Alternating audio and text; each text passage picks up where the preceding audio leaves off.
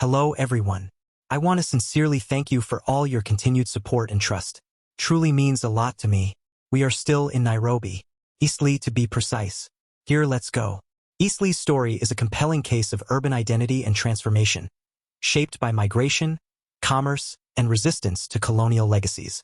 Here's a slightly deeper look at the key themes that might interest any traveler, or anyone interested to know how this area of Nairobi thrives. Eastleigh looks to me like a city within a city. As I got closer to Eastleigh, I quickly noticed that this is not a place for everyday man. This is the area for the diehard. This is not the place where you get out of your car and start asking for directions.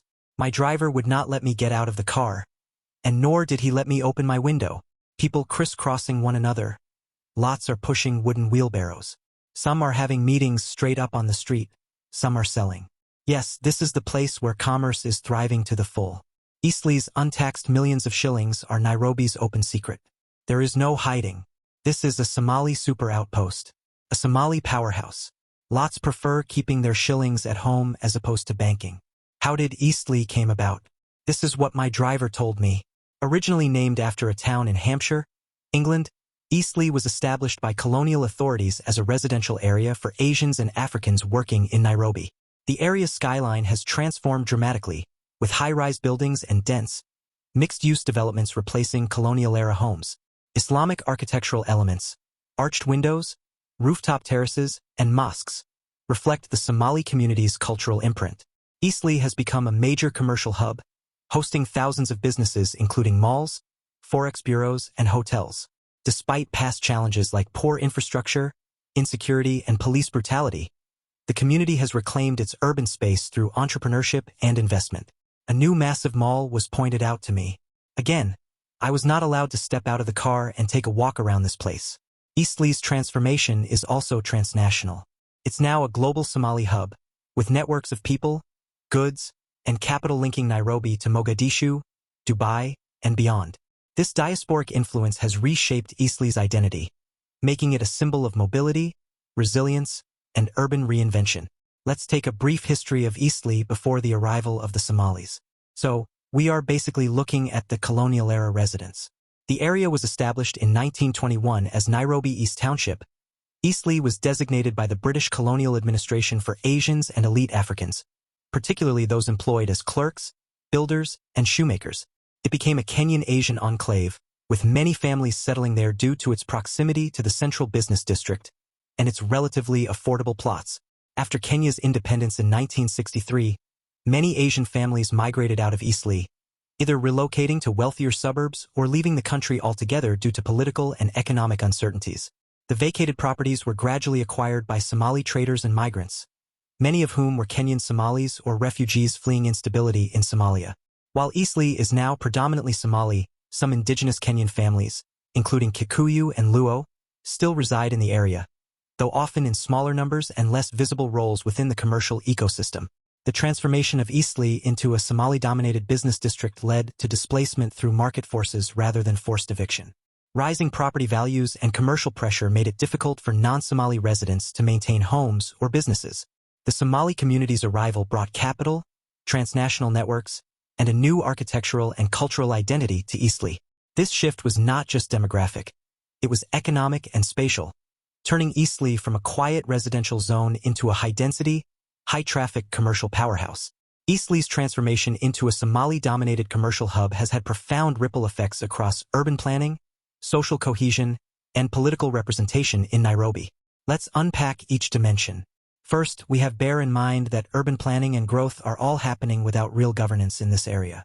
Eastleigh's rapid commercial expansion has outpaced formal urban planning, leading to overburdened infrastructure such as roads, drainage, sewerage, and waste systems which have since deteriorated due to high population density and unregulated construction. Building densities often exceed legal limits, with many developments ignoring plot ratio and coverage ordinances. Then followed private-led development. Much of Eastleigh's growth has been driven by Somali entrepreneurs, often without coordination with city planners, resulting in a mismatch between commercial activity and public service provision.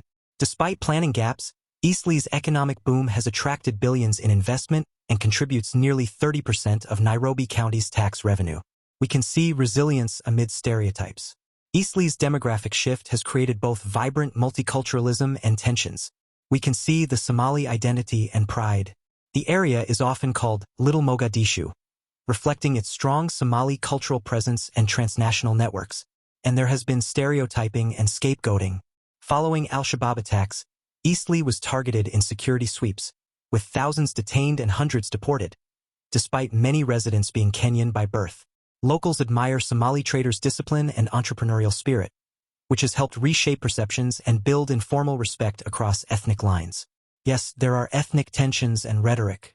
Terms like Somali oligarchs have emerged in political discourse, reflecting anxieties about economic dominance and ethnic balance. Somali leaders and communities continue to assert their right to live, work, and lead in Kenya, challenging exclusionary narratives and advocating for fair representation. While public discourse around Somali economic influence often veers into suspicion and stereotype, the data tells a more grounded story. The community's success is rooted not in privilege but in strategic investment, entrepreneurial discipline, and a deep understanding of transnational trade.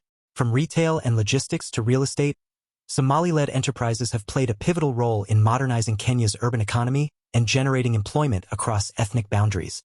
As Kenya grapples with these complex narratives, a growing chorus of voices is urging a more nuanced national conversation, one that recognizes legitimate concerns about equity while also celebrating the contributions of all communities to shared prosperity.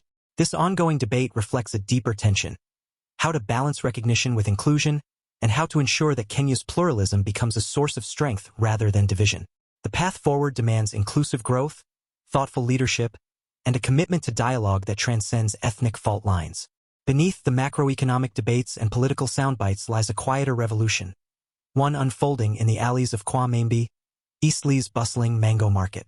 Here, economic agency is not just theorized. It's practiced daily through a unique system of trust-based trading that offers young people a lifeline in an economy that often overlooks them.